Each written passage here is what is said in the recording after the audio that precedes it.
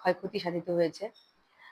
আমরা সরকারিভাবে মৎস্য চাষীদের পাশে ছিলাম, আছি এবং প্রণোদনা হিসেবে তাদেরকে তেমন কিছু দেওয়া যায়নি।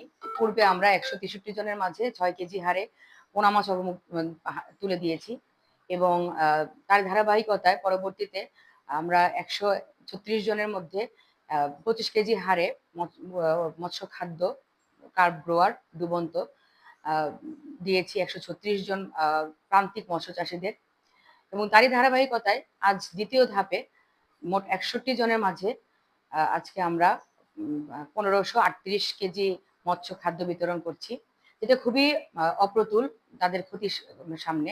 কিন্তু এটা একটা টোকেন এবং এটা একটা উৎসাহ যোগাবে তাদের মাঝে মাছ চাষের ধারাকে অব্যাহত রাখার জন্য।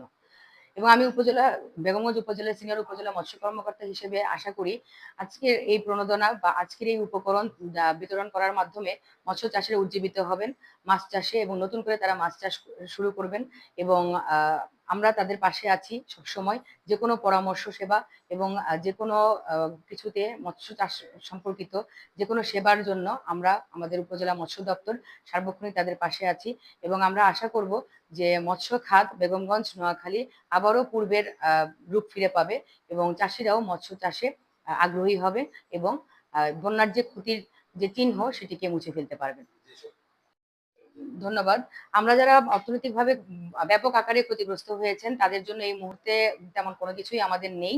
শুধুমাত্র পরামর্শ সেবা এবং আমরা আমাদের সহযোগিতা ছাড়া আর্থিক কোনো সহযোগিতার নির্দেশনা এখনো পর্যন্ত আমাদের কাছে আসেনি। তবে এইভাবে সামান্য কিছু পোনা এবং খাদ্য বিতরণের মাধ্যমেই আমরা তাদেরকে উৎসাহ দিয়ে যাচ্ছি এবং ভবিষ্যতেও আশা করছি আমাদের সরকারিভাবে আরো বড় কিছু আসবে বা এই ধারা অব্যাহত থাকবে।